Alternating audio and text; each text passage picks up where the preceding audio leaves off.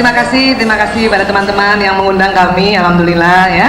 Salam kenal, nama saya Aisyah Dahlan. Saya seorang dokter yang menangani kasus narkoba, HIV dan LGBT ya. Ibu-ibu jangan jadi pasien saya, Bu.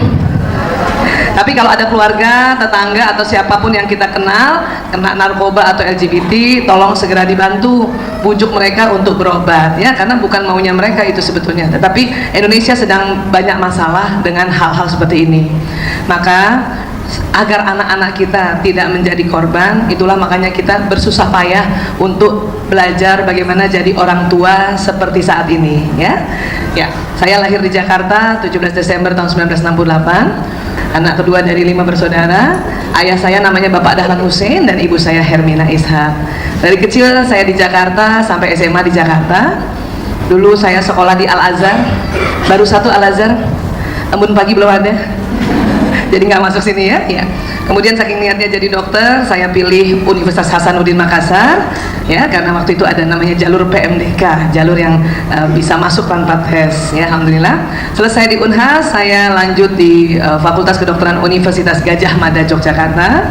Kemudian saya belajar narkotika di Kuala Lumpur, dan juga sekarang saya mempelajari ya, menekuni bidang neuroscience dan ilmu clinical hypnotherapy, dan itu saya belajar di Surabaya ya. Ibu-ibu, teman-teman, mohon izin memperkenalkan suami, boleh ya? Ya, lewat foto aja ya. Ini suami saya, namanya Dr. Priyanto Sismadi ya. Ini dulu kakak kelas, Bu. Saya lupa siapa yang naksir duluan ya.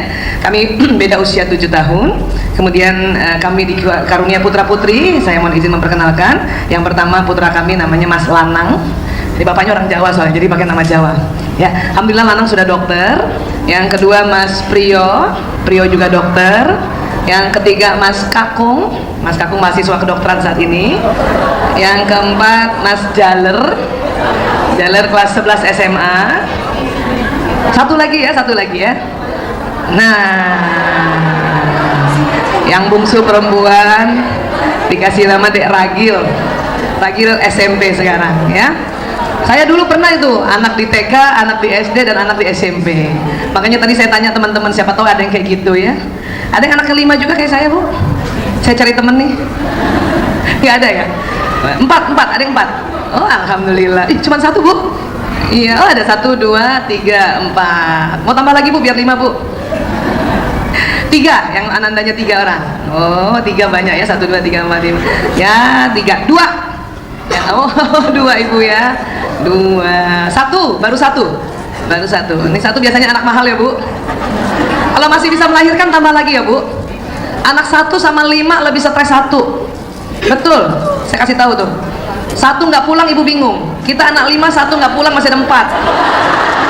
Ya.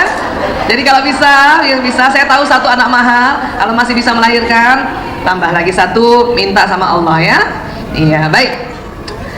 Seni menegur dan memuji anak ya, memang seni menegur dan memuji itu ternyata ada seninya ya. Baik, sekarang kita lihat dulu sebentar ya.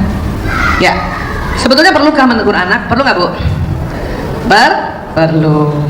Jadi menegur perlu, memuji perlu. Hanya yang kita terus pelajari adalah caranya ya, caranya. Tentu sekarang teman-teman yang di depan saya pasti ya bukan kelahiran 60-an. Iya, siapa yang lahir tahun 60-an? Masih ada di sini? 1, 2. Cuman 2. Sama saya 3, Bu ya. Ya Allah, sudah langka kita, Bu. Yang lahir tahun 70-an ada? Oh, tapi juga sudah mulai sedikit. Ya. Ibu-ibu yang lahir tahun 1980 sampai 2000 yang hadir di sini angkat tangan. Oh, udah lapa, udah 70%. Ya. Jadi menurut ahli demografi, orang yang lahir tahun 80 sampai 2000 itu disebut generasi milenial angkatan pertama. Jadi 70% di tempat ini sudah generasi milenial. Tadi yang tahun 70-an itu belum milenial, Bu, baru pra milenial. Kita yang berempat ini, berempat bertiga. Coba yang 60-an mana tadi, Bu? 1, 2, bertiga. Nah, ini yang disebut generasi pasca kolonial ya. Ini namanya generasi X yang tahun 60-an nih. Ya Allah, sian ya. Dari zaman dulu tuh sebetulnya menegur anak itu perlu, tinggal cara belajarnya, cara menegurnya. Kita belajar cara menegur. Kalau kami generasi pasca kolonial, memang cara kolonial, Bu. Apa cara kolonial ciri khasnya? Hah? Ya ampun, pasti ada dipukul, ya. Tapi jadi juga kami. Tapi itu era itu. Sebagaimana teknologi era itu, zaman kami televisi, Bu, kalau rusak itu dipukul, Pak. Nah, betul ya? Betul ya? Tuh. Coba tanya sama teman-teman ibu-ibu yang lahir tahun 60-an. Iya, jangankan televisi, komputer juga kalau dia goyang-goyang pukul, jadi dia. Itu tahun kalau kita lahir tahun 60-an, ya. Tahun 70-an mungkin sudah mulai ada transisi, ada dipukul juga, ada juga sudah mulai melakukan pola asuh yang meninggalkan pasca kolonial, ya. Tapi kalau sekarang kita pakai cara kolonial, habis nanti anak kita, Bu. Di luar sana banyak musuh. Apa musuhnya? Narkoba paling banyak. Saya sudah 22 tahun ngurus narkoba. Semuanya gara-gara, ya, salah satu faktornya adalah orang tuanya keras dan kasar, ya. Islam dari dulu mengajarkan cara-cara yang lembut. Oke, Islam dari dulu mengajarkan cara-cara yang baik. Ibu punten boleh maju dulu sayang, kasihan teman-teman yang baru hadir. Kadang kita menegur anak supaya apa? Disiplin. Cuman pertanyaannya, waktu kita menegur seorang anak tentang sebuah peraturan, sudahkah kita sebelumnya kasih tahu peraturan itu? Ya. Nak, buang sampah di sini ya, Nak, tempatnya sini ya, Nak. Kemudian dia buang tempat lain, nah itu boleh ditegur. Tapi kalau belum pernah kasih tahu, kemudian kita menegur, kita yang keliru itu, ya. Ada anak pulang jam 12 malam, ibunya marah-marah, padahal ibunya nggak pernah bilang, Nak, kalau pulang paling lambat jam 10 malam, ibunya nggak pernah bilang. Jadi anak bingung, ya. Pantang menegur anak kalau belum pernah kasih tahu peraturannya, ya. Dan memang karena anak kita berkembang, tentu peraturannya juga berkembang, ya. Maka ibu kalau bikin peraturan supaya nggak lupa, ibu tulis tuh di dalam agenda ibu tuh. Apa ya, sudah kasih tahu apa ya? Sudah kasih tahu, ya, buang sampah nggak ya? Sudah kasih tahu, ya, taruh handuk di tempatnya sudah kasih tahu belum ya? Ah gitu, ya. Nah, jadi sekali lagi, kalau kita mau memberikan disiplin, tentu harus kasih tahu peraturannya. Cuma kasih tahu peraturan itu ada beda-beda. Beda-bedanya apa? Anak laki dan anak perempuan berbeda. Siapa punya anak perempuan, Bu? Alhamdulillah banyak ya. Siapa punya anak laki-laki? Yang laki-laki saja. Berapa, Bu? Laki-lakinya, Bu? 2, alhamdulillah. Berapa, Bu? Ada 4 nggak sama kayak saya? Nah, paling stres berarti saya kan di ruangan ini. Makanya, ya, kalau punya anak laki dan anak perempuan itu memberitahu sesuatu harus berdasarkan kerja otaknya. Itulah makanya sekarang ada namanya istilah neuroparenting, pola pengasuhan berdasarkan kerja sistem otak dan sarafnya anak kita, ya. Insya Allah hujan berkah ya, insya Allah ya. Ada yang banjir nggak, Bu? Ada kena banjir nggak ya? Alhamdulillah ya. Kalau kena banjir juga nggak apa-apa, Bu, nggak cuma sendiri, Bu, ya, rame-rame kita ya. Baik, kembali. Kalau punya anak perempuan, nah ini bayang ya, perhatikan baik-baik. Mau umur berapapun dia, sampai umur berapapun, kalau anak perempuan sedang bicara atau ngobrol sama kita, sama ibunya atau sama orang tuanya, tolong lihat mukanya atau lihat wajahnya, ya. Pantang anak perempuan bicara, ibunya juga pegang gadget dan tidak lihat dia, itu dia akan marah sekali walaupun masih TK, ya. Kalau dia ngomong terus kita pegang gadget, terus kita nggak dengar, kita suruh ulang lagi, apa dia bilang? Udah lewat. Ya, karena anak kita sudah milenial yang angkatan kedua, angkatan ketiga, angkatan 4, atau sudah mungkin generasi Z, ya. Jadi kalau anak perempuan bicara, ini ingat baik-baik nih, apalagi nanti dia sudah mens, hati-hati, ya, harus lihat wajahnya. Walaupun ibu penting banget, ya, balas WA, ibu harus minta izin dulu. Sebentar ya, Nak, ibu minta 1 detik, ya. Kenapa, Bun? Ibu, Bunda balas WA ayahmu dulu 1 detik. Nah, baru simpan. Kenapa, Nak? Ngomong. Walaupun mungkin ibu nggak tahu dia ngomong apa, pokoknya lihat aja mukanya. Oh ya. Terus dia pergi, ibu bilang, apa dia ngomong ini? Ya, nah itu dia. Kenapa? Karena memang anak perempuan senang lihat wajah. Tapi kalau anak laki, Bu, anak laki nggak suka dilihat wajahnya. Anak laki lebih senang lihat benda. Ya, anak laki senang lihat benda, ya. Anak laki senang lihat benda bergerak, dan anak laki senang menggerakkan benda itu. Siapa yang anak lakinya masih TK gitu? Gerak-gerak terus dia? Oh, udah nggak usah marah kalau ada anak laki gerak. Ya Allah, laki banget. Karena memang otaknya laki-laki itu bergerak dan senang benda, ya. Jadi kalau bicara sama anak laki, nggak usah paksa dia lihat muka bunda. Lihat bunda. Itu sangat keliru itu. Saya juga dulu salah, teman-teman. Saya juga dulu salah ya, karena ilmu tentang ini baru masuk Indonesia 2006. Saya waktu punya anak sudah dokter, suami juga dokter, tapi kami belum belajar tentang itu, ya. Makanya kenapa harus ilmu tuh harus di up to date terus, ya. Jadi kasihan anak saya yang pertama, Lanang tuh. Saya kalau bilang sama Lanang, ibu mau bicara, terus dia gini, iya bu. Pas dia lihat saya lihat matanya, mata ketemu mata, dia gini gayanya bu. Dulu saya belum tahu ilmu ini, saya marah kan. Yang sopan Lanang kalau bicara, lihat muka ibu nak, lihat muka ibu nak. Pas lihat muka saya jadi setengah jam cuma lihat ibu nak, setengah jam, nggak ada nasihatnya. Memang komunikasi efektif lihat wajah atau lihat mata, tapi tidak berlaku pada laki-laki, ya. Artinya apa? Kalau kita bicara sama anak laki, kalau kita lihat wajahnya, pasti dia nggak lihat kita. Kalau ibu-ibu mau lihat, mau anak laki lihat kita, ya, kita tunduk dia, kita bikin kertas. Saya karena anak banyak, ya, negur 1, 2, 3, 4 itu harus teratur dan ada kertasnya.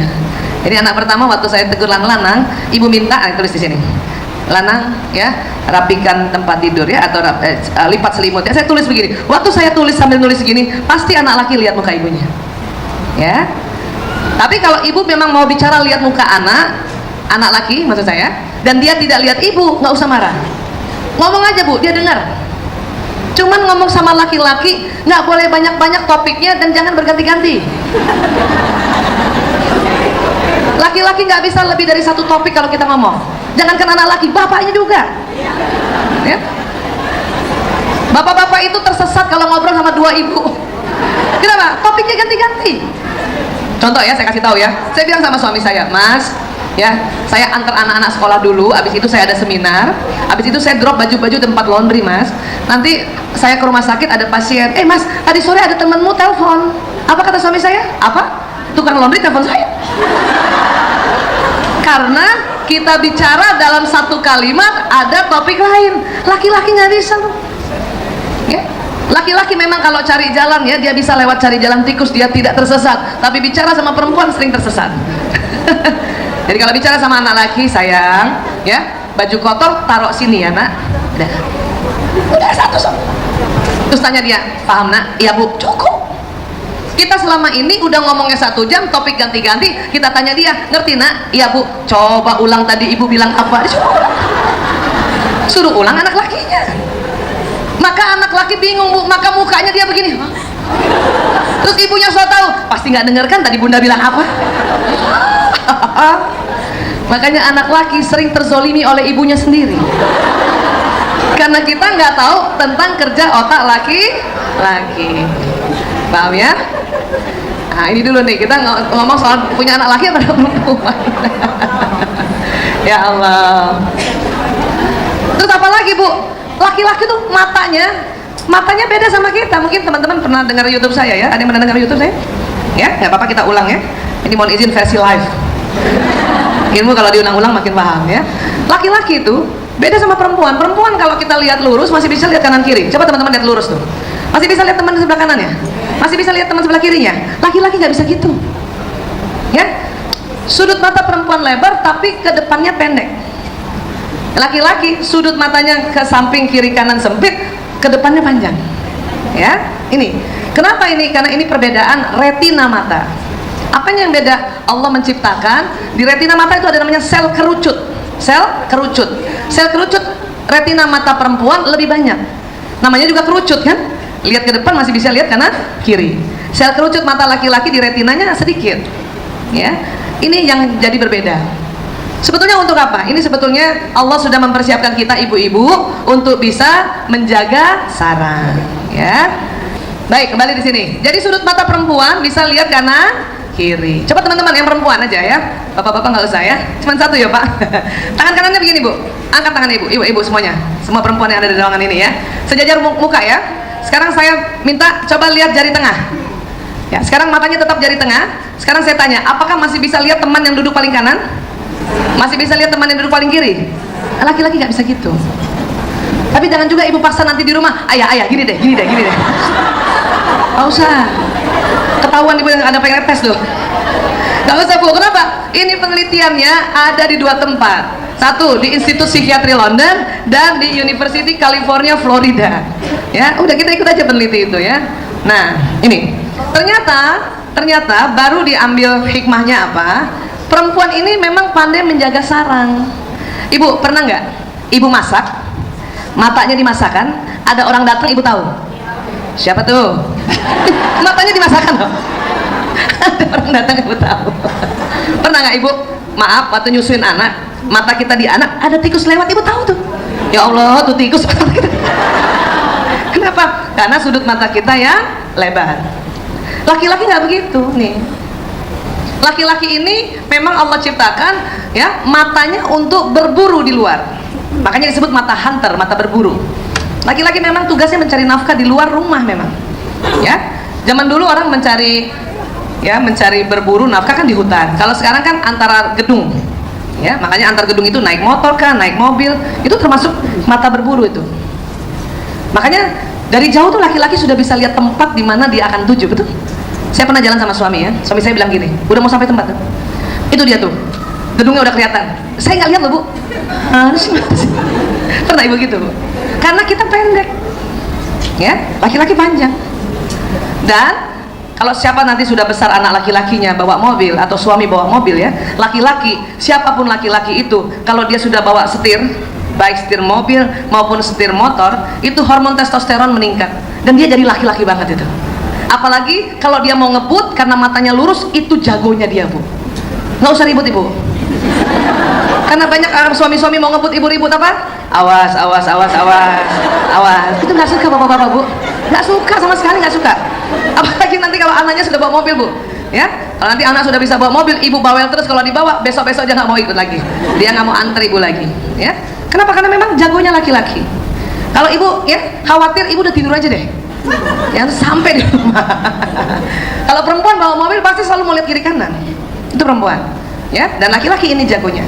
Oke? Karena memang ini untuk disetting untuk kerja di luar sana. Jadi masalah apa? Kalau laki-laki dalam rumah cari barang. Ini kunci mana kunci? Saya lihat di sini kunci. Padahal di samping sini loh bu. Siapa yang anak lakinya kalau cari barang pasti nggak dapat? Ada? Ini anak saya bu. Ibu bayangin ya, ibu anaknya cuma 2 ya laki ya. Saya 4 tuh bu. Dulu belum tahu ilmu ini. Apa yang terjadi? Kalau cari seragam, bu, seragam aku mana bu? Dia lihatnya lurus, padahal digantung di sini. Dan ibu-ibu seluruh dunia sama kalau marah. Ini makanya cari pakai mata.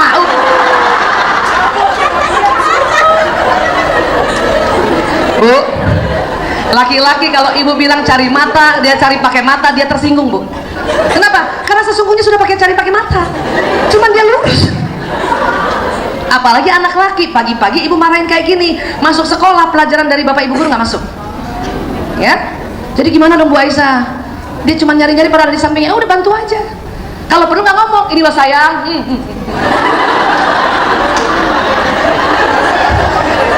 Bisa bu? Susah ya? Pengen ngomong ya bu? Tapi kalau ngomong keluarnya cari pakai mata. Baik, kalau ibu nggak bisa nggak ngomong, boleh nggak ngomongnya diganti? Ya, bukan lagi cari pakai mata, itu bikin tersinggung. Inilah sayang, ya Allah, mata laki-laki banget.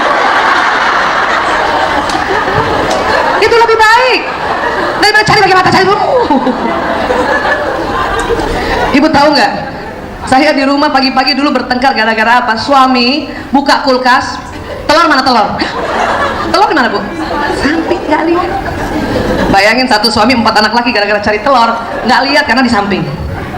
Saya pernah lari-lari, ini loh mas, apa dia bilang? Kok ada? Makanya supaya nggak ribut cari-cari telur, sekarang telur separuh saya taruh depan. Pas dia buka ya ada telur.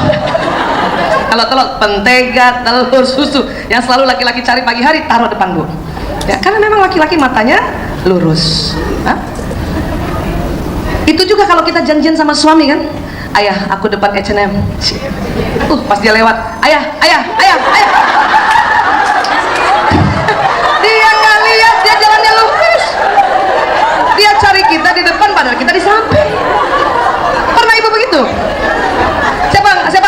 dia di sini. Kalau ibu jemput kan nggak boleh masuk dalam kan? Ibu lihat dari luar kan? Pas dia lewat kan, abang. Itu anak pasti di mobil dimarahin ibunya tuh. Abang gimana sih? Bunda panggil nggak jawab. Apa dia bilang? Kapan manggilnya? Karena emang nggak lihat. Boleh kalau jemput anak laki dan dia tidak lihat nggak usah dimarahin. Kenapa? Karena memang nggak lihat. Saya kalau janjian sama suami dan anak laki, cari inisiatif sendiri. Mas, ya, aku ke depan KFC. Pas dia lewat, panggil gini percuma. Kita cekat dari depan. Iya. Itu suami saya sering kaget. Lagi jalan, astagfirullahaladzim. Kamu dari mana? Dari samping. Ini harus paham nih. Kalau enggak bertengkar terus gara-gara ini dan laki-laki tersinggung. Coba, dia juga nggak ngerti kalau otak matanya kayak gini. Ya, makanya zaman dulu pernah ingat nggak Bu, waktu kita masih muda, waktu SMP SMA gitu, pas kita jalan melintasi lapangan basket kan, kita ngeliatnya ke depan karena kita tahu ada yang ngeliatin kita ya. Itu perempuan, laki-laki nggak tahu, dia tuh laki jalan aja, nanti temannya baru bilang ada yang ngeliatin dia gini, mana gitu. Makanya sama suami itu nggak bisa kode-kodean tuh Bu. Saya pernah satu ketika di satu pestanya standing party kan, terpaksa kita makan berdiri. Saya hadap sana, suami saya hadap sini. Sementara makan, tiba-tiba yang punya pesta ada di samping sama suami, samping kirinya. Saya bilang gini sama suami, ya itu di samping itu ada yang punya pesta. Suami saya gini loh, yang mana? Ya nengok. Jangan nengok. Dia nggak bisa lihat Bu, karena matanya lurus. Makanya dia, yang mana? Muka itu orang sini. Iya, rasa pernah kayak gitu ya? Iya. Makanya laki-laki itu suka bingung, saya ini salahnya apa katanya. Ya, ini yang harus dipahami nih. Anak laki tidak suka dipermasalahkan matanya. Ibu-ibu siapa yang sering diajak suaminya makan berdua di luar rumah tanpa ada anak-anak? Ada? Kalau ibu diajak makan sama suami cuman berdua saja, jangan duduk samping suami. Percuma ibu cantik dia nggak lihat. Dia malah lihat ibu yang di meja depan. Karena nggak ada orang di sini. Itu juga nggak sengaja. Lagi makan, angkat kepala, ada ibu itu. Karena pas di depan suami. Kita di sampingnya lihat marah. Makanya di depan. Kecuali makan sama anak-anak, kita boleh di sampingnya, anak ada di depan. Ya. Tapi kalau cuma berdua di depan. Kenapa? Mata laki-laki itu lurus. Ya. Dan laki-laki tidak suka ditatap matanya atau wajahnya. Jadi kalau suami lagi ngomong sama kita, kita jangan lihat dia, kita pura-pura nunduk. Jadi gini, ayah. Itu cantik banget tau. Sebagaimana waktu kita dilamar dulu, ya, waktu dilamar kan gitu kan. Jadi maunya kapan ya, terserah abang aja kan gitu kan. Kita nunduk ke bawah, makanya mereka senang lihat muka kita. Tapi kenapa setelah menikah kita ngomong lihat dia terus? Ayah tahu nggak? Uang sekolah sekarang naik. Udahlah ngomong yang lihat matanya, kita ngomong uang sekolah. Itu suami pasti melengos tuh begini. Padahal bukan dia nggak suka sama kita, dia nggak kuat ditatap matanya. Sampai sini sepakat dulu ya. Ya, sebelum kita belajar cara menegurnya, ini harus tahu laki-laki dan perempuan, paham ya? Sama, laki-laki juga kalau dipanggil berulang kali nggak jawab kan Bu? Ya kan? Berapa kali ibu kalau panggil anak laki Bu? Hah?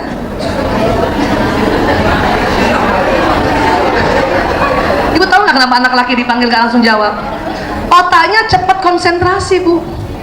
Laki-laki tuh otak laki-laki cepat konsentrasi. Setelah 10 menit otak konsentrasi, pendengarannya menurun Bu. Kenapa? Karena otaknya nih, ini ada otak di belah ya Bu. Ini yang putih ini nih. Kita sebut corpus callosum. Ya. Laki-laki corpus callosumnya lebih tipis dibanding perempuan. Makanya laki-laki ya cepat konsentrasi kalau mengerjakan sesuatu. Saya pernah begitu tuh. Pulang sekolah, anak saya kan 4 laki-laki kan, lanang, priok, kakung, jaler, main PlayStation. Ibunya datang kan, datang habis dari majelis taklim dan seminar parenting. Katanya harus lembut bicara sama anak kan. Assalamualaikum, lanang, priok, kakung, jaler. Nggak ada yang nengok. Ibu-ibu kalau ngambilnya lembut nggak ada yang nengok, suaranya naik setengah oktav kan. Mulai, lanang, priok, kakung, jaler, nggak nengok juga. Mulai, la ilaha illallah. Lanang, priok, kakung, jaler. Itu 4-empatnya nengok. Pas lihat muka saya, dia tanya sama adiknya, ibu kenapa marah ya? Banyak anak laki bilang sama saya, Bu Aisyah, saya heran bundaku kalau manggil melotot. Saya bilang, nak, itu panggilan ketiga, nak. Bapak-bapak juga begitu. Banyak suami-suami cerita sama saya heran ya, kenapa ya istri saya kalau manggil melotot. Saya bilang, itu panggilan keempat, Pak. Istri bapak yang cantik panggilan pertama sama kedua, betul Bu? Ini suami kita di depan kan? Abi, Abi, Abi. Pas muka kita begitu dia nengok. Itu sering terjadi, betul? Sekarang saya mau tanya dulu sama teman-teman, para bunda dan ibu guru ya. Mau nggak kalau pas kita panggil murid laki-laki kah, atau anak laki-laki atau suami, dan pas dia nengok kita masih cantik? Saya mau tanya, mau nggak? Mau nggak? Tanya dulu, ini cuma separuh yang mau. Karena banyak ya laki-laki jengkel sama istrinya bertahun-tahun gara-gara manggilnya melotot. Padahal kita juga nggak sengaja begitu, ya. Supaya kita memanggil laki-laki siapapun dia dan dia nengok muka kita masih cantik, tolong pertahankan senyum sampai panggilan kelima. Ayah, ayah, halo, ayah. Laki-laki biasa menoleh panggilan ketiga atau keempat. Kalau kita pertahankan sampai kelima, insya Allah pas dia nengok kita masih cantik. Setuju? Atau kalau panggil laki-laki, please lebih baik dicolek. Nah, colekan pertama aja karena dia konsentrasi, nggak rasa loh Bu. Sayang, lagi main. Sayang, gitu kan? Jadi pilih, panggil laki-laki dicolek atau pertahankan senyum sampai panggilan kelima. Paham ya Bu? Memang ada yang sudah dengar ya seminar ini, tapi saya mau kasih tahu ya, karena ilmu ini baru, maka harus diulang-ulang. Saya aja hampir sering nasehatin orang dengan cara ini seperti ini, itu aja lupa. Masih juga manggil suami dari jauh, Mas, Mas, oh iya otaknya tipis, Mas. Untung ingat, untung ingat Bu. Kenapa? Karena memang ini korpus kalosum laki-laki lebih tipis. Ini lebih tipis nih Bu. Kita perempuan tebal Bu. Karena korpus kalosum yang otak tengah tebal, makanya otak kiri kanan perempuan tersambung. Makanya perempuan bisa mengerjakan lebih dari satu pekerjaan berbeda dalam satu waktu. Ibu pernah kan? Masak, suapin anak, balas WA, sampai kakinya ngepel gini nih. Iya. Pantatnya tutup lemari bis. Siapa sering bawa mobil pagi-pagi karena telat suapin anak sambil bawa mobil kan? Masih bisa pasang alis loh kita Bu. Iya, itu perempuan karena korpus kalosumnya tebal. Nih coba lihat nih Bu. Ini bayi nggak bakalan keselak Bu. Kenapa? Mata kita kan lebar kan? Udahlah matanya kita lebar, otak tengahnya tebal. Itu bisa kayak gitu. Itu memang penciptaan dari Allah. Ya. Kalau laki-laki lain, laki-laki memang dia fokus. Pria hanya dapat melakukan satu pekerjaan dalam satu waktu. Dia fokus Bu. Makanya kita jangan sok-sok juga Bu. Ayah nih apa-apa aku, apa-apa aku, apa-apa aku. Kata malaikat kalau bisa nyolek emang otak lo begitu. Ya. Laki-laki memang diciptakan oleh Allah. Kalau di rumah ya suami ini di rumah itu raja Bu. Otak laki-laki memang dibuat seperti raja kalau di rumah. Jadi dia duduk aja. Kita yang ngambilin semua. Kenapa? Karena dia cuma satu bisa yang satu dilakukan. Paham ya Bu? Nih, pria fokus pada pendengaran yang menurun nih. Ini anak-anak zaman sekarang kan? Era gadget bukan? Iya. Ini anak laki dipanggil, sayang, sayang, sayang. Kadang, ya, ini anak kita lagi konsentrasi pendengarannya menurun, ibunya tegur, dia nggak balas, dia atau dia nggak nengok, diapain sama ibunya? Kalau masih ada yang agak-agak kolonial tuh dihardik tuh, hardika, dicubit. Tapi ada yang paling tidak suka anak laki apa? Direbut mainannya. Ya, itu pantang ya Bu. Saya banyak pasien kena narkoba gara-gara setiap di rumahnya direbut sama ibunya. Alasannya ibunya karena diajak bicara dia nggak jawab. Tuh anak laki juga nggak paham kalau dia diajak bicara Bu, karena dia sedang konsentrasi. Bahayanya apa? Karena nggak nyaman main di rumah, dia main di luar. Waktu di luar, itu saya udah bilang banyak musuh di sana kan. Pada waktu yang salah ketemu orang yang salah, dapat solusi yang salah. Nangis-nangis ibunya tuh Bu, nyesel. Nah, kisah pasien saya inilah sengaja saya mau bilang sama ibu-ibu bahwa laki-laki bukan mau membangkang. Memang otaknya Allah buat dia konsentrasi. Kapan konsentrasinya? Setelah 10 menit. Kalau belum 10 menit anak laki masih diajak bicara, itu bisa Bu. Tapi setelah 10 menit laki-laki konsentrasi, pendengarannya menurun. Makanya kalau ada yang curhat sama saya, Bu Aisyah anak laki saya nggak konsentrasi, saya nggak percaya loh.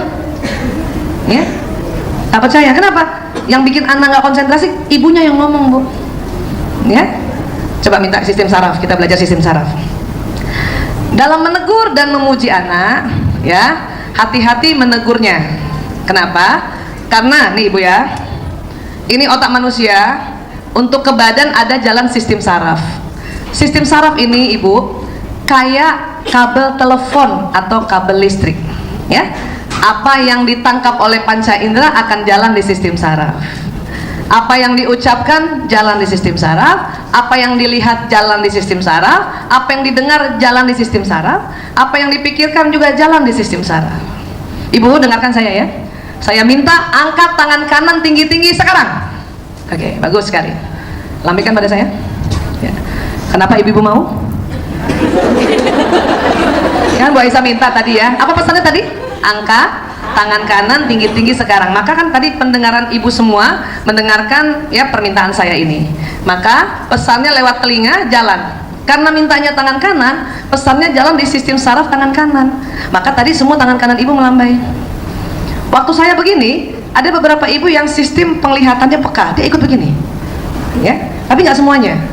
Sewaktu saya bilang lambaikan pada saya sekarang, semua melambaikan. Artinya apa? Memang sistem saraf pendengaran itu lebih peka daripada penglihatan. Untuk itulah makanya setiap bayi yang lahir di keluarga muslim harus diapakan Bu? Diazankan telinga kanannya, dikomatkan telinga kiri. Karena itu tadi jalan nih. Kita juga dulu begitu waktu kita lahir. Makanya setiap azan kita langsung bergetar duluan Bu ya. Kenapa? Karena pertama yang didengar tuh azan yang kanan, qomat yang kiri. Ini badan ya. Badan itu ngikutin apa yang kita sebut tadi. Ya Bu. Makanya hati-hati bicara. Yang tadi aja lagi ya. Ya ini ya. Hati-hati bicara Bu. Tadi kan saya bilang angkat tangan kanan tinggi-tinggi sekarang. Yang tadi angkat tangannya tinggi berarti sistem sarafnya bagus. Yang agak lambat ngangkatnya, segera cari dokter saraf tuh. Barangkali kurang makan kacang-kacangan ya. Ibu kalau kurang makan kacang-kacangan, sistem saraf ibu jalannya lambat. Ya, kacang-kacangan harus dimakan ya Bu. Ya, nanti asam urat Bu Aisyah, jangan banyak. Tetap harus ada. Ya, oke sekarang. Maka kalau anak kita bilang sama dia, ya, kamu misalnya ya, kita selalu marahin anak kan. Padahal ya, anak kita sebetulnya seorang yang pandai, cerdas, soleh, rajin, bertanggung jawab. Itu sebagai pelaku. Tapi karena khilaf, lupa, penasaran, coba-coba, terpengaruh teman, sehingga suatu kali ya tidak kerjakan PR, ambil uang ibu, ya, main tanpa izin, maaf, baca komik jorok, simpan foto artis, berbohong, berkelahi dan melawan. Itu perilaku. Tapi pelakunya anak kita pandai nggak Bu? Anak kita pandai nggak? Anak ibu pandai nggak? Pandai lah, ibunya jangan ngakuin gimana nih ya. Anak ibu tuh pandai, cerdas, emang lahir tuh sudah dikasih oleh Allah. Anak kita pandai, cerdas, soleh ya. Hanya sesekali nih karena ini. Kadang-kadang gara-gara kita Bu, mandi kelamaan tuh anak beli es krim, nungguin ibu 1 jam tukang es krimnya, ayo doi, ada yang beli deh, bayar deh. Diambil uang aja dari dompet ibunya ya. Nah itu namanya perilaku. Maka yang kita mau tegur adalah perilakunya. Kalau pelaku tetap baik sampai kapanpun, ini perlu dihargai dan dipuji ya. Makanya harus bedakan antara pribadi anak dengan perilakunya, karena perilaku bisa saja salah tapi pribadi anak tetap senantiasa baik. Ini yang harus nanti kita belajar ya. Kalau kita bilang kamu nih nakal gitu ya, kamu bandel, itu nanti betul-betul bandel Bu. Sekarang saya kembali lagi dulu sistem saraf. Mana sistem saraf ya Bu? Kalau anak nih lagi pegang gadget, kemudian azan maghrib, ibu maunya apa Bu? Sholat. Ajak aja. Nah, sholat yuk, sholat maghrib yuk supaya dengar. Banyak ibu-ibu marah, omongannya tambah berat anak melakukan sholat. Apa ibu katakan? Main terus main, main terus, main terus main, main terus. Maka ini anak melakukan seperti itu. Terus kita tambah-tambahin kan, kamu nih kalau disuruh sholat susah banget, kalau disuruh sholat susah banget. Apa yang terjadi? Kalau main aja lama banget, kalau main aja lama banget. Dan kita seneng banget diulang-ulang kalimat itu, maka dia akan jalan berulang-ulang. Jadi kalau kita mau menegur anak ya, setelah tahu bahwa ini anak saya laki kah atau perempuan, ya. Kalau dia perempuan, ya itu kita harus sadari dulu kapan dia ngobrol, harus lihat mukanya supaya kapan kita minta sesuatu sama dia, menasehati dia ikuti. Ya. Nah, kalau gitu gimana? Sebelum kita ngomong, kalau ibu ingin memberikan sesuatu, memberitahu sesuatu, ibu ngomong dulu. Jadi saya maunya apa? Ini pegang gadget, sedang azan maghrib. Saya maunya apa? Oh, sholat maghrib. Bilang aja, nak, sholat maghrib yuk, sholat maghrib yuk, sholat maghrib yuk. Ajak bu. Bu Aisyah, kalau sholat maghrib dulu yuk, nggak usah pakai dulu bu. Anak sekarang kalau dipanggil bilang sholat maghrib dulu yuk, apa dia bilang? Dulu udah. Sering banget begitu. Makanya langsung aja sholat maghrib yuk, sholat maghrib yuk gitu. Ya. Bagus lagi waktu kita bilang lewat telinganya, mata ini anak lihat juga kita udah siap. Sudah siap, dia udah lihat, minimal kita udah berwudu, dia harus lihat. Atau kalau anak laki dia sudah harus lihat juga, bapaknya sudah mau juga ke masjid. Supaya apa? Pesannya dua yang jalan.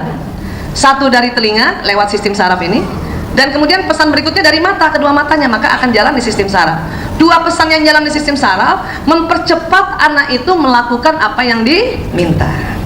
Makanya dalam mendidik harus melihat contoh. Yang cilaka, ibunya suruh sholat, pas lihat anaknya lihat, kita masih pegang gadget juga bu. Sholat woi, sholat woi. Pas dia lihat kita pegang gadget, maka pesan yang jalan di telinga itu akan hilang, bisa hilang oleh pesan yang jalan di mata. Walaupun mata tidak terlalu sensitif, tapi ada anak kan kita nggak tahu matanya sensitif apa enggak. Ibunya suruh sholat, udah jalan nih, sholat maghrib, sholat maghrib, sholat maghrib. Matanya lihat ibunya pegang gadget, pegang gadget. Maka berat sekali badan ini melakukan seperti itu. Sampai sini sudah sepakat tuh ya, paham ya bu? Iya, ini sama. Kalau kita juga ngomong sama suami, ya kan suami juga punya sistem saraf. Sampaikan apa yang kita mau. Ingat, suami kita laki-laki, otaknya otak benda. Sekarang era gadget. Habis sholat subuh yang dipegang tuh gadgetnya bu. Kadang kita cemburu, pegang gadget terus, pegang gadget terus. Lah ibu maunya apa? Pengen juga aku dipeluk, ngomong, ayah peluk aku. Itu lebih jelas. Ayah peluk aku, peluk aku. Itu jauh lebih jelas. Ya, nggak keluar dari kamar bu, nggak apa-apa juga lah. Paham ya bu? Sampaikan apa yang kita mau. Ya. Ini kita harus belajar kembali tentang kerja saraf. Kita sering menyampaikan apa yang tidak kita mau. Kamu kalau kerjaan PR lama banget, kalau kerjaan PR aja lama banget. Ibu maunya apa anak-anak kerjaan PR? Dipercepat kan? Bilang dong, nak, kerjakan PR yang cepat ya nak. Karena kita mau jalan-jalan, kerjakan PR yang cepat ya nak, kerjakan PR yang cepat, kerjakan PR yang cepat, kerjakan PR yang cepat. Gitu. Nah sekarang ibu, anak mandi di kamar mandi, ya. Ibu lihat udah 1 jam, ibu ketok pintunya, ibu bilang apa bu? Nah, bilang apa bu? Nah, cepetan, itu lebih benar, lebih benar. Nak cepetan, nak buruan. Banyak ibu suka ngomong apa yang kita tidak inginkan. Nah, jangan lama-lama ya. Kalimat jangannya juga jangan lama-lama, jangan lama-lama. Apa bu? Lama-lama. Makanya sebelum kita bicara apapun, tanya sama diri. Jadi saya maunya apa? Sampai sini boleh ya bu? Nah ini sistem saraf enak sekali. Dan ingat, setelah kita sampaikan lewat telinga, matanya harus lihat kita juga. Paham ya? Apalagi sama suami bu. Ya. Ingat ya bu, ada penelitian 2010. Suami ternyata senang sekali kalau lagi ngobrol berdua istrinya atau telepon istrinya itu suaranya manja-manja dan agak naik sedikit. Itu saya baru tahu 2010. Saya terlambat karena saya nikah 92. Saya 92 sampai 2010 ternyata salah bu. Kenapa salahnya? Setiap suami telepon, saya bicaranya terlalu mandiri. Assalamualaikum. Laki-laki, suami kalau bilang sama istrinya suaranya rendah, itu menggoda sebetulnya. Assalamualaikum. Saya jawabnya juga Waalaikumsalam. Ternyata suami kalau mendengar suara istri waktu ditelepon suaranya terlalu rendah atau terlalu mandiri, dianggap orang lain. Tapi penelitian itu kan baru 2010, baru masuk Indonesia. Ya. Makanya pas 2010 saya berubah. Assalamualaikum. Waalaikumsalam. Nah, gitu. Betul. Dulu ya. Suami gini nih, dulu nih, Bu nih, dengerin nih, diajarin nih.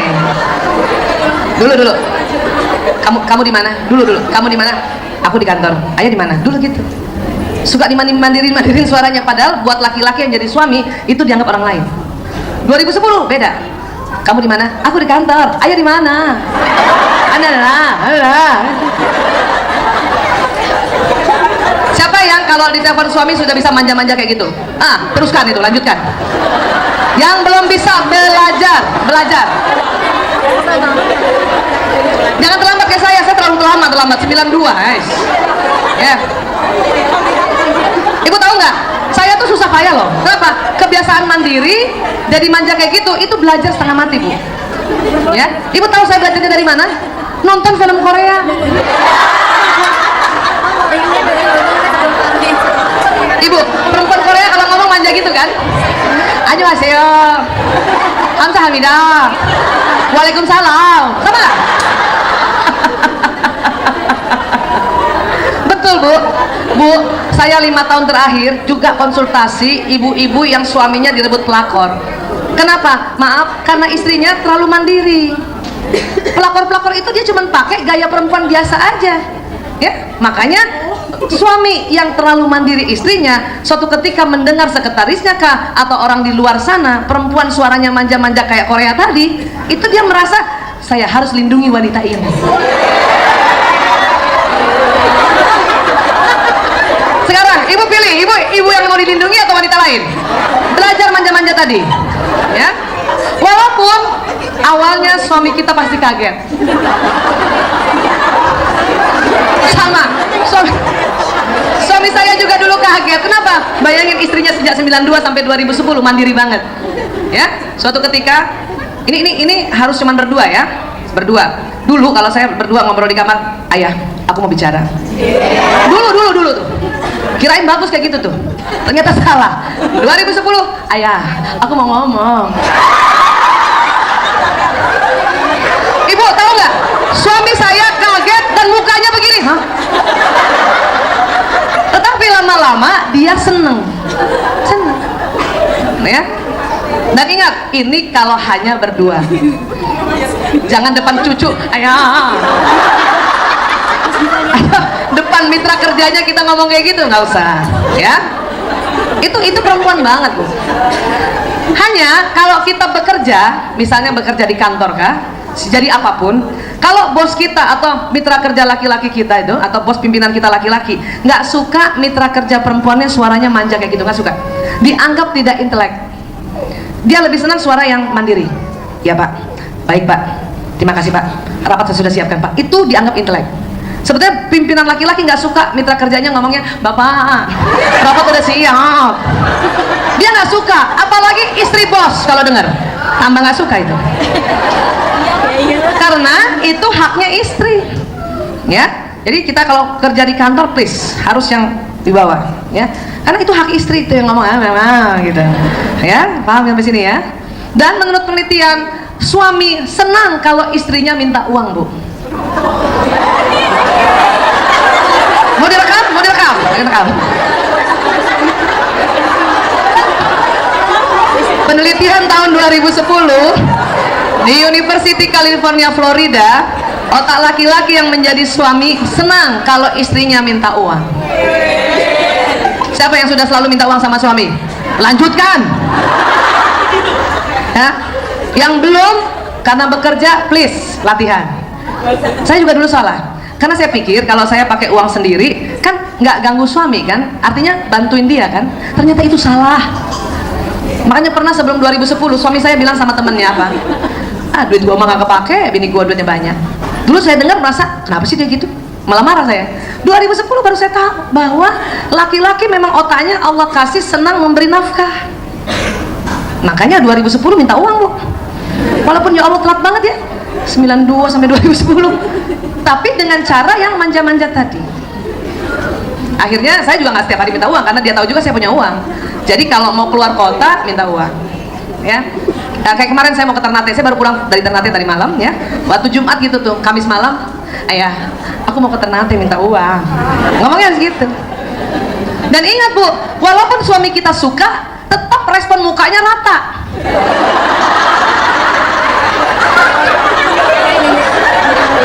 Laki-laki begitu. Apa dia bilang? Dia mukanya rata gitu. Apaan sih? Ya? Berapa? Saya kasih kode 200. Ih, 2 juta dong, masa 200? Apa dia bilang? Makanya ngomong yang lengkap. Dikasih loh, Bu. Kasih, ya Allah, yes, alhamdulillah.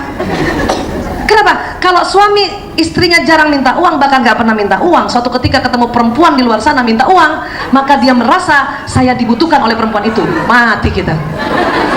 Mending kita yang minta uang ya, Bu. Iya, ya Allah. Paham ya, Bu? Oke. Ini yang harus difahami tentang sistem saraf. Ya. Baik. Sekarang saya mau kasih tahu Ibu ya.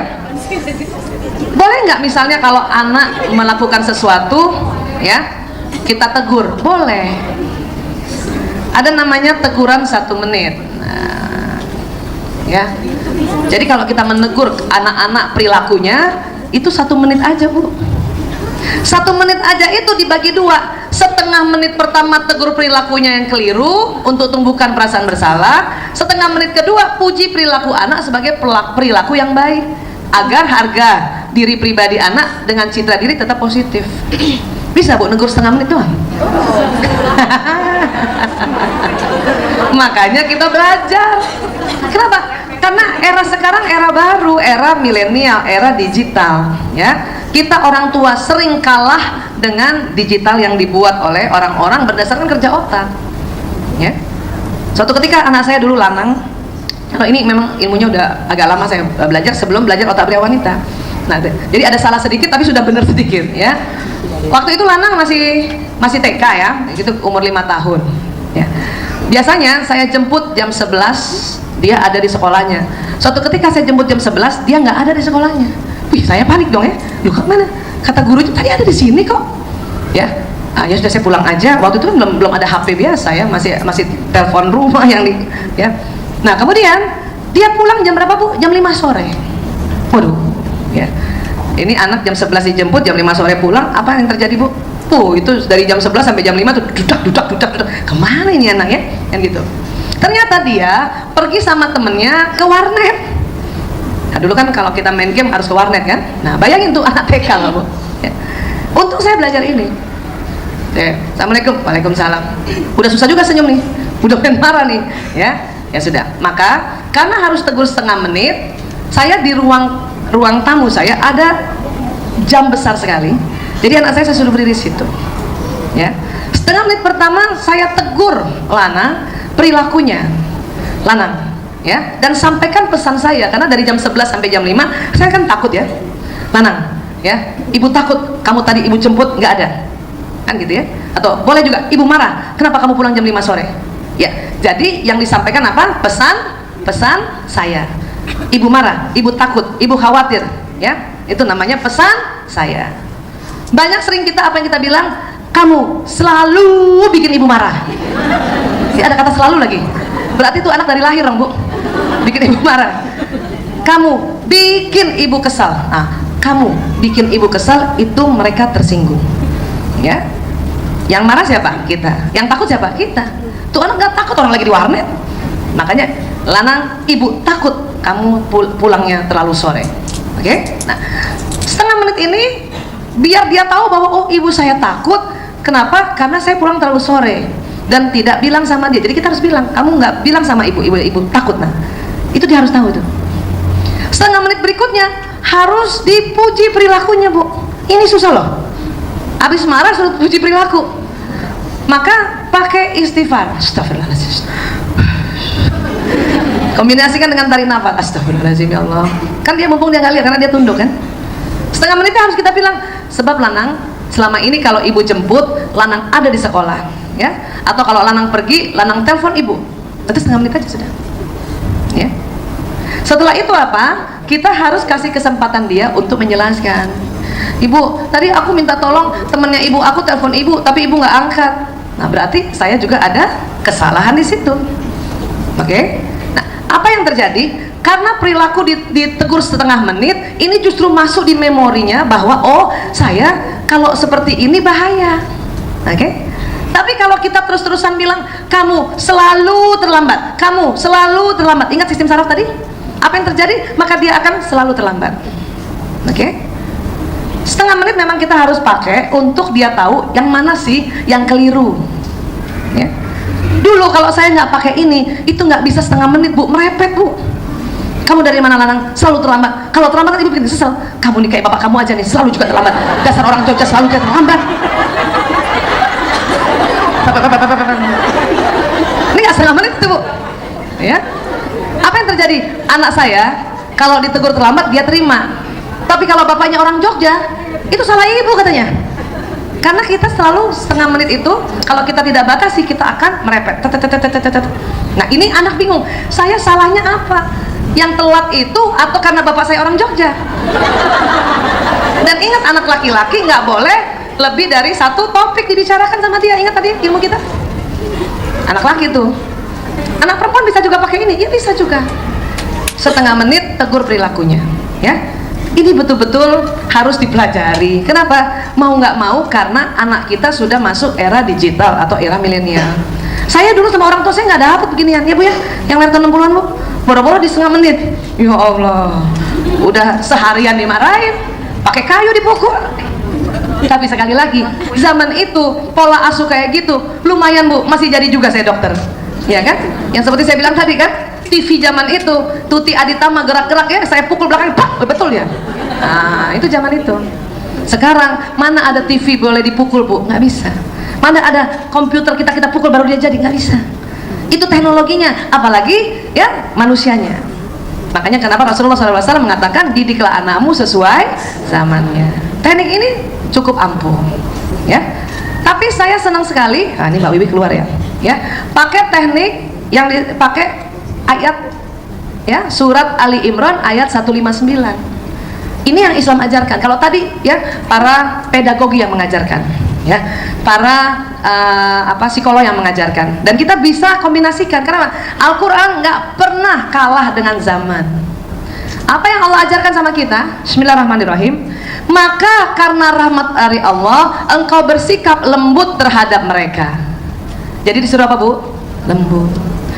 Sekiranya engkau berlaku keras dan berhati kasar, tentulah mereka menjauhkan dari sekitarmu. Bu, ya, saya 22 tahun ngurus narkoba dan 4 tahun ngurus LGBT. Saya lihat betul apa yang terjadi apabila kita keras dan hati kasar. Anak menjauh dari kita dan menjauh dari rumah. Celakanya di luar sana dia kena hal-hal yang berbahaya. Ya, ternyata Allah sudah bilang. Ya, seperti itu.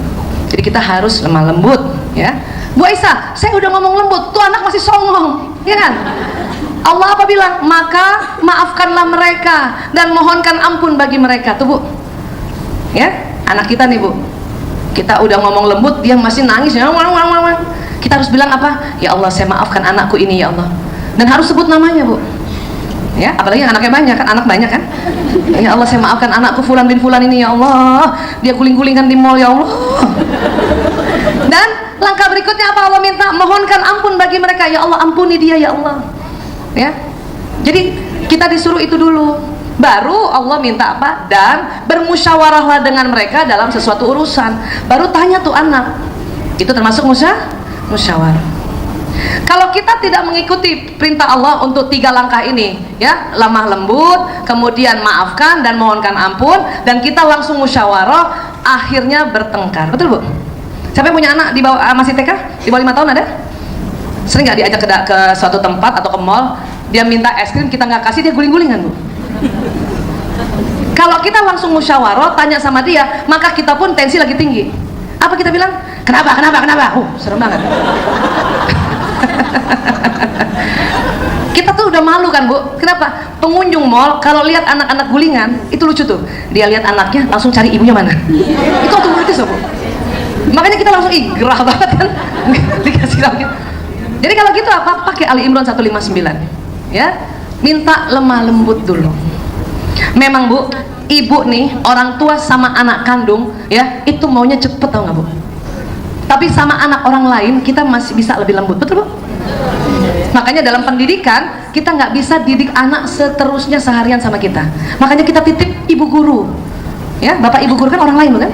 Nah, anak bapak ibu guru juga dititip sama orang lain, nggak mungkin dia juga lakukan, ya, Bu. Makanya kalau ibu bisa lembut sama anak, itu berarti rahmat Allah yang turun. Artinya apa? Kita emang minta lembut tuh harus diminta. Dan itu anak kuling-kulingan, ibu mundur dulu sedikit. Astagfirullahaladzim, astagfirullahaladzim ya Allah, astagfirullahaladzim ya Allah. Ya Allah, minta lembut ya Allah, minta lembut ya Allah. Harus minta memang. Ya. Setelah minta lembut apa? Ya Allah, saya maafkan dia ya Allah. Anakku fulan bin fulan itu ya Allah, saya maafkan. Harus ngomong, Bu. Saya maafkan dia ya Allah. Baru langkah ketiga, mohonkan ampun ya Allah, mohon ampun buat dia ya Allah. Oh, tuh lihat tuh orang pengunjung udah ngeliat semua ya Allah. Sudah 3 langkah itu baru ibu ajak musyawarah. Dan lihat ya, Rasulullah kalau bicara sama anak kecil, dia nggak begini, dia sejajarkan gitu. Kita juga gitu sama anak, Bu. Kan waktu kita mundur pakai 3 langkah kan dia udah lumayan, nangisnya udah lumayan kan. Dan ingat Bu, anak kalau habis nangis besar nggak bisa langsung diam, pasti ada intervalnya.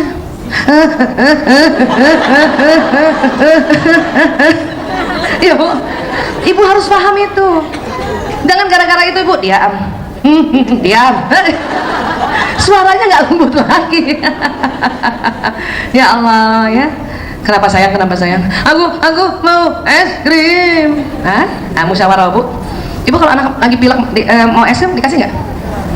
Tergantung ibu dalam hasil musyawarah ini.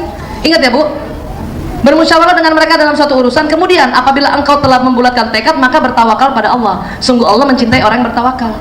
Kalau ibu sudah musyawarah sama anak, ibu ada ketetapan dalam diri ibu, ibu harus ya tekadnya jadi.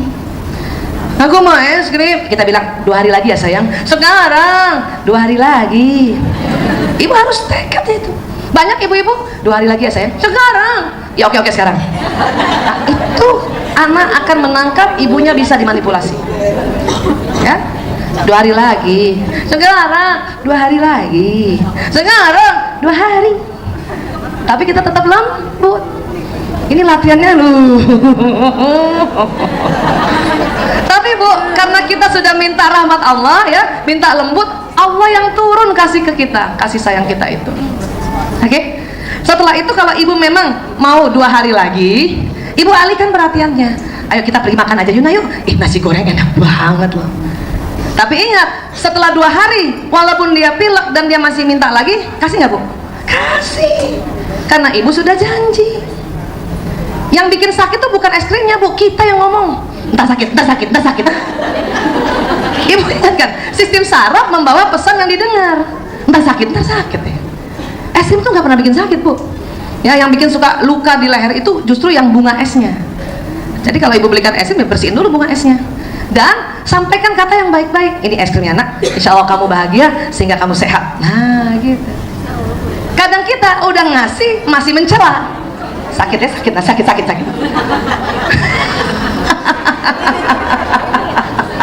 Paham ya Bu? Jadi hati-hati bicara. Emang anak main hujan-hujanan sakit Bu? Enggak. Orang gembira gatal? Enggak. Kita yang ngomong sakit, nanti gatal.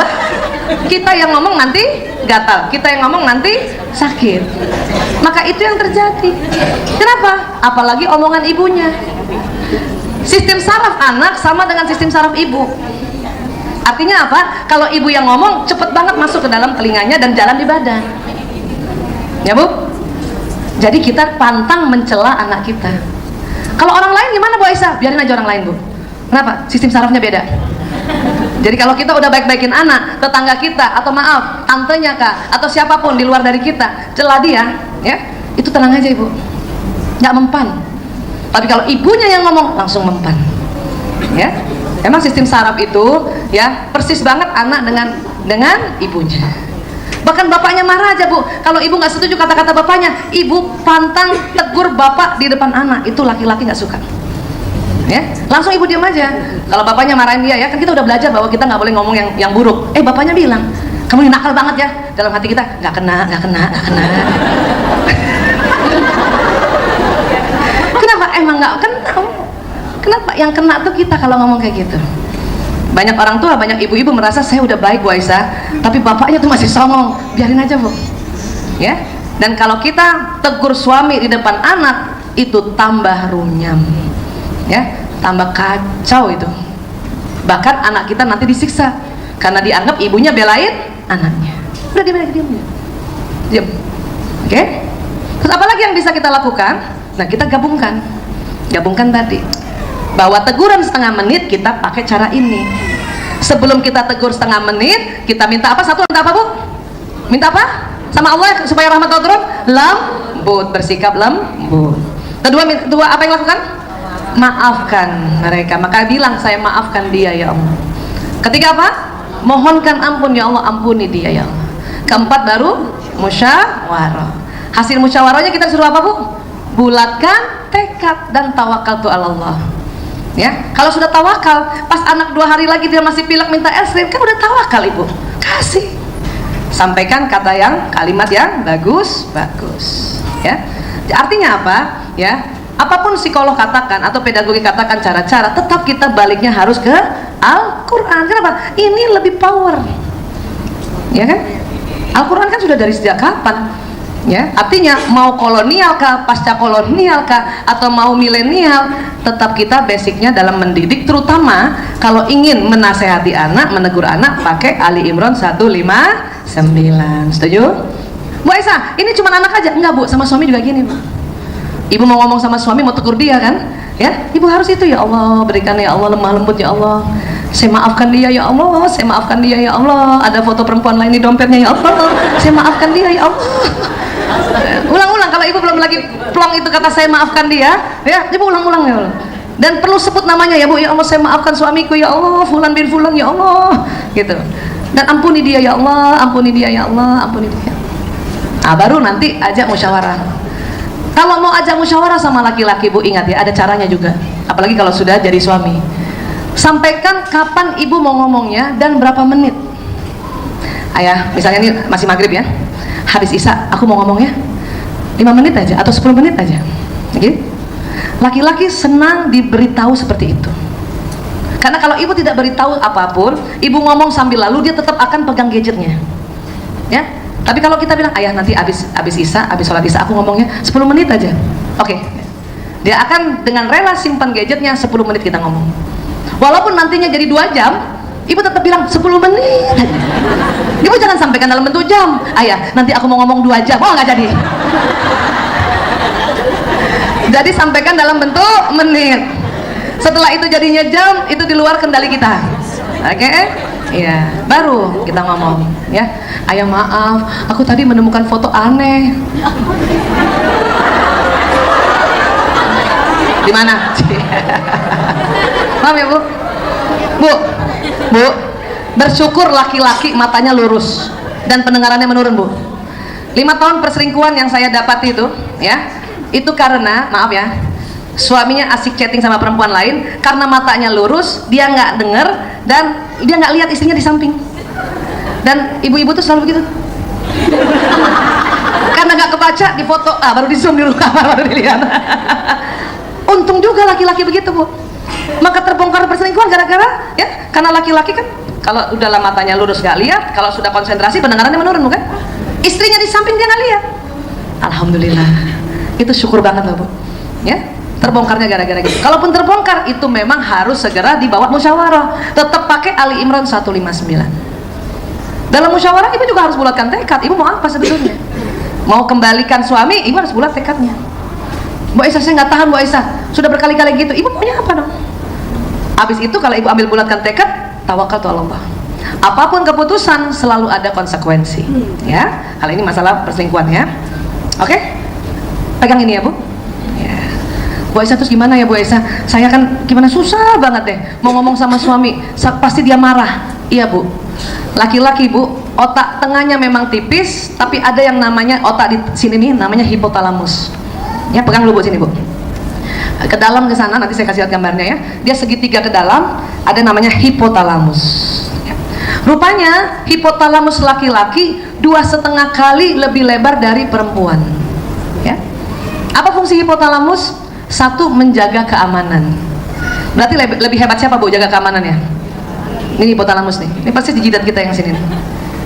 Laki-laki 2,5 kali lebih lebar dari perempuan. Ini punya laki-laki. Berarti perempuan ini sekitar setengahnya ini. Ya. Jadi laki-laki lebih jago jaga keamanan dibanding perempuan. Ibu, siapa punya anak laki-laki mati kecil? Walaupun dia senang main, kalau ibu sakit dia yang jagain ibu, betul? Anak saya tuh Bu, saya pernah waktu dia masih kecil, saya pernah masuk rumah sakit, itu empat-empatnya jaga di pintu loh Bu, walaupun nggak disuruh. Dan ingat dulu mainnya Game Watch, masih dalam Game Watch itu, kalau ada yang datang apa dia tanya, dia datang mau besuk, mau apa? Ibu aku sakit mau apa? Itu anak laki-laki. Walaupun dia masih kecil, otak bertanggung jawab. Maka ibu nggak boleh pertanyakan tanggung jawabnya laki-laki. Ya, banyak ibu-ibu marahin anak laki-lakinya, kamu nih nggak tanggung jawab. Padahal otak dia adalah otak tanggung jawab. Ya, kamu nih anak laki nggak bertanggung jawab, mau jadi apa kamu? Dia tambah bingung, ibunya juga bingung. Jadi apa? Anak laki itu diciptakan oleh Allah, hipotalamusnya lebar, dia punya tanggung jawab. Yang bikin luntur tanggung jawabnya ibunya, ngomongnya ibunya. Ya, nah itu. Dan kalau sudah dewasa, maka laki-laki dia akan jaga istrinya, jaga keamanan dirinya, jaga keamanan anaknya, jaga keamanan ekonomi, jaga keamanan kesehatan. Kalau dia bekerja pada negara, dia juga menjaga keamanan negara. Itu beratnya laki-laki. Ya, ini. Makanya Bu, sering kita kalau jalan sama suami naik mobil, lagi asik-asik bawa suami naik mobil, terus ada yang nyalip, marah nggak suami Bu? Semua laki-laki pasti marah. Kenapa? Karena kita sedang menjaga keamanan istri dan anak yang di mobil. Tiba-tiba ojek lewat, hampir tabrakan, marah pasti. Serajin-rajinnya suami itu ikut talim, pasti marah. Dan lebih marah lagi kalau istrinya belain orang lain. Sering kita begitu kan? Ini maaf ya bawa mobil tiba-tiba ya kurang ajar orang itu. Kita bilang apa? Sabar Mas, mungkin dia nggak lihat. Itu suami lebih marah. Dan percuma juga ibu belain orang lain, dia nggak dengar. Kita rubah strategi Bu, belain suami. Kurang ajar orang itu, bener Mas, kurang ajar orang itu.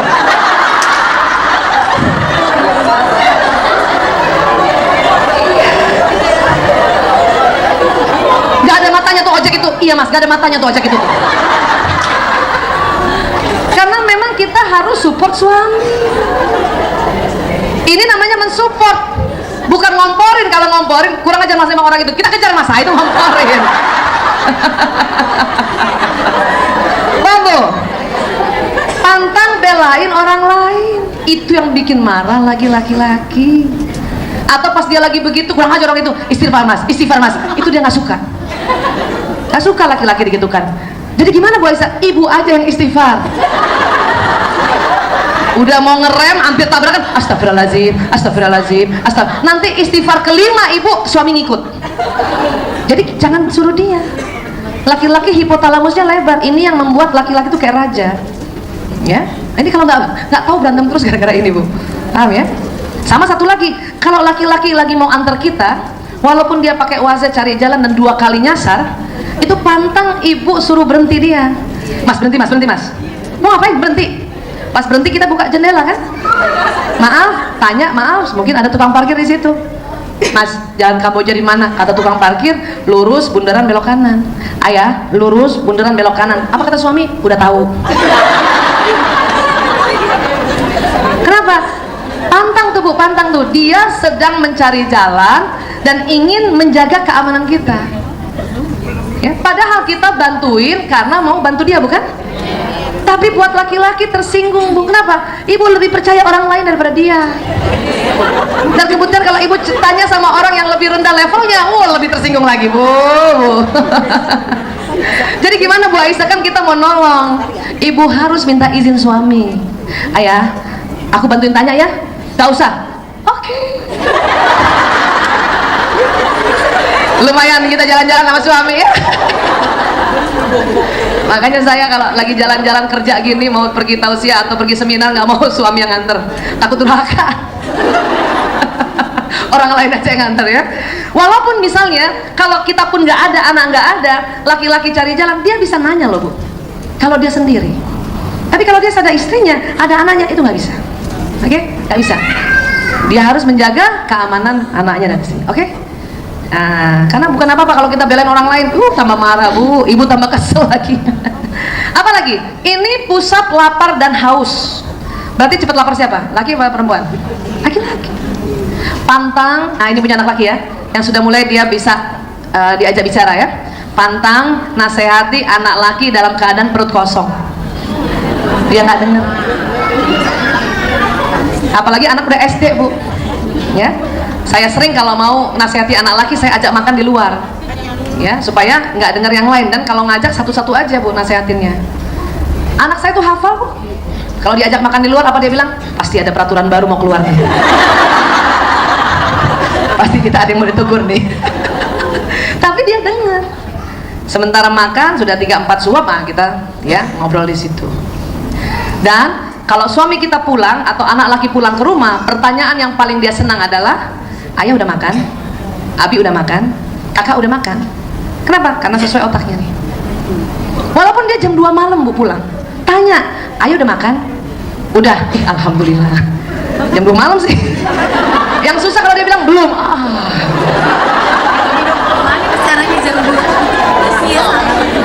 Aduh.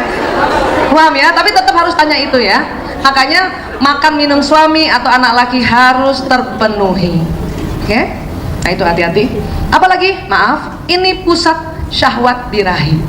Ya. Makanya suami-suami yang sudah bekerja di luar menjaga keamanan ekonomi keluarga, hipotalamusnya ini tegang, dan maaf, syahwat birahinya meningkat, dan dilenturkan lewat, maaf karena sudah menikah semuanya ya, dilenturkan lewat hubungan intim suami istri. Makanya kita harus siap terus Bu. Iya, siap. Ada suami yang senang 2 hari sekali. Kenapa? Pekerjaannya terlalu berat, sehingga 2 hari sekali dalam bekerja 2 hari di kantor, tegang itu dia punya hipotalamus. Ada yang 3 hari sekali, memang paling ideal memang 3 hari sekali atau 4 hari sekali, tapi ada yang 2 hari sekali, ya. Ada juga yang sehari 2 kali, pengantin baru. Kenapa? Dia nikah umur 30 tahun, akil balik kan sekarang umur 10 tahun kan? Maka 10 tahun sampai 30 tahun, 20 tahun dia menahan ketegangan hipotalamus. Makanya pas menikah sehari 2 kali, saking 20 tahun udah tegang ininya. Tahu ya Bu? Pantang tinggalin suami lebih 2 minggu atau 3 minggu, ya. Kenapa? Ini sangat tegang ini. Dan maaf, testisnya organ reproduksi laki-laki sudah penuh sperma, harus dikeluarkan. Ada yang LDR nggak Bu? Please, kalau LDR tuh 2 minggu sekali harus ketemu ya Bu. Di mana suaminya Bu? Di mana? Bangladesh. Kalau gitu ibu harus doa. Tuh, ntar dulu. Doanya ibu yang tinggal di sana atau suami pekerjaannya tambah yang lain. Kenapa? 2 minggu 3 minggu sekali laki-laki yang sudah pernah berhubungan intim sakit kepala untuk keluar spermanya Bu. Makanya saya pernah cerita kan, ada tuh di YouTube tuh. Laki-laki yang ditinggalkan istrinya meninggal itu pasti nikah lagi sebagian besar. Kenapa? Itu hipotalamusnya lebih lebar soalnya. Lain kita ibu-ibu yang ditinggal mati suaminya bisa bertahan karena hipotalamus kita setengah. Makanya saya bilang sama suami saya, Mas, kalau aku meninggal duluan, kamu kawin lagi. Kata suami saya, yang benar, iya. Pas kamu datang nanti, ya ijab kabul, aku datang nanti.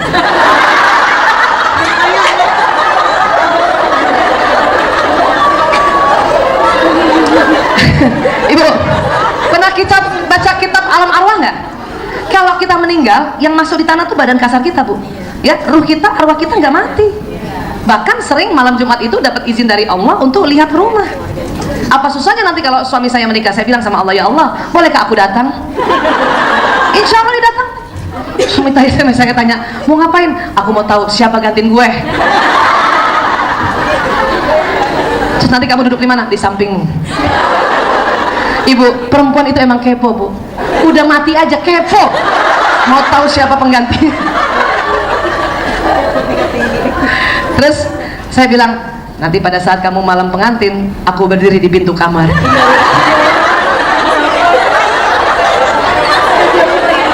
Kalau ada figura foto jatuh, berarti itu aku datang. Suami saya bilang apa?